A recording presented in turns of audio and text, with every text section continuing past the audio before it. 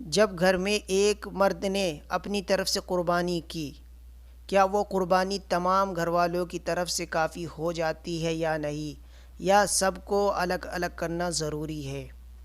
جبکہ حدیث کے الفاظ ہیں من وجد سیاتن، جس کے پاس بھی گنجائش ہے وہ قربانی کرے، اور اگر وہ قربانی نہ کرے اس میں مرد عورت دونوں الگ الگ داخل ہیں۔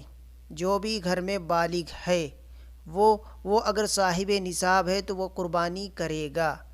اور یہ جو حدیثوں میں آتا ہے کہ صحابہ کے دور میں گھر کا سربراہی قربانی کرتا تھا تو سب کی طرف سے کافی ہو جاتی تھی، تو ہم کہتے ہیں اس لیے کہ اس زمانے میں صاحب نصاب ہوتا ہی گھر کا سربراہ تھا۔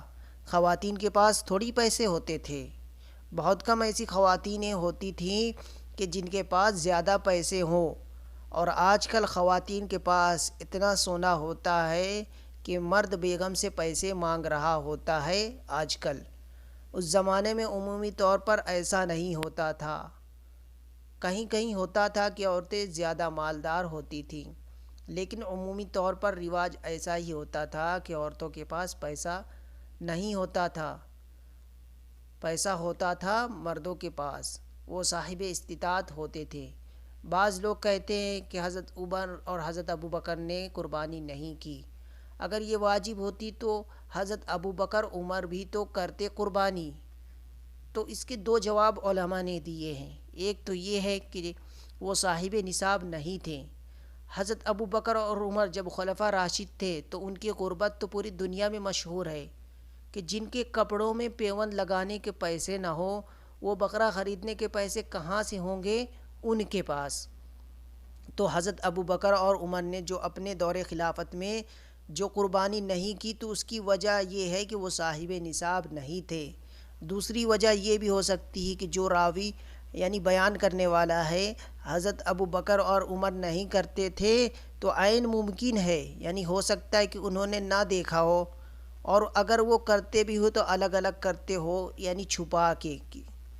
لیکن پہلی بات قوی معلوم ہوتی ہے کہ وہ صاحب نصاب نہیں تھے۔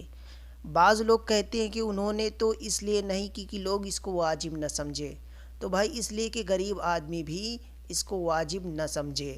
حضرت ابو بکر اور عمر ہر سال پابندی سے کرتے قربانی، حالانکہ ان کی قربت مشہور تھی، تو لوگ یہ سمجھتے کہ استطاعت نہ بھی ہو تو ہر سال قربانی کرنی ہے، جبکہ جس کے پاس استطاعت نہیں ہے تو اس پر واجب نہیں ہے، بلکہ ایک سنت ہے، کر لے تو بہت اچھی بات ہے، نہ کرے تو کوئی گناہ نہیں ہے۔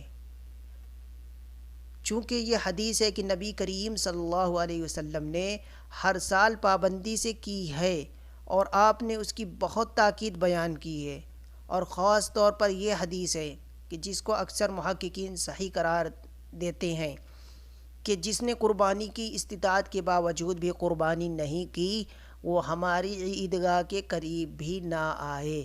یہ بہت شدید وعید ہے۔ تو اس بارے میں زیادہ مضبوط رائے یہی ہے کہ جو بھی صاحب استطاعت ہو وہ قربانی کرے، چاہے وہ گھر کا بچہ ہو یا مرد ہو یا بالغ ہو نابالغ ہو، کوئی بھی کر سکتا ہے اگر وہ صاحب استطاعت ہے۔ اور بھائی اس بحث میں پڑو ہی نہیں کہ واجب ہے یا نہیں۔ اللہ کے نبی نے فرمایا، اور صحیح حدیث ہے، کہ قربانی کے دن میں اللہ کو جانور کا خون بہانے سے زیادہ کوئی محبوب عمل نہیں ہے، تو اس سے بڑی فضیلت کیا ہو سکتی ہے؟ بھائی نہیں بھی واجب ہو تو کر لو یار، کیا خیال ہے؟ قرضہ لے کے بھی کر سکتے ہیں، بشرط کہ ادا کرنے کی قدرت ہو، کیونکہ جب قرضہ ادا کرنے کی قدرت نہیں ہوتی تو پھر آپ قرضہ لے کے قربانی کا بکرا خریدو گے تو تھوڑے دن میں خود قربانی کا بکرا بن جاؤ گے، جب پیسے نہیں ہوں گے ادا کرنے کے۔ تو پہلے جو بکرا ہے نا قربانی کا اسی کو قربان کرو، اپنے آپ کو قربان مت کرو قرضوں میں ڈال کے۔ اگر اللہ نے آپ کو گنجائش دی ہے تو کریں قربانی۔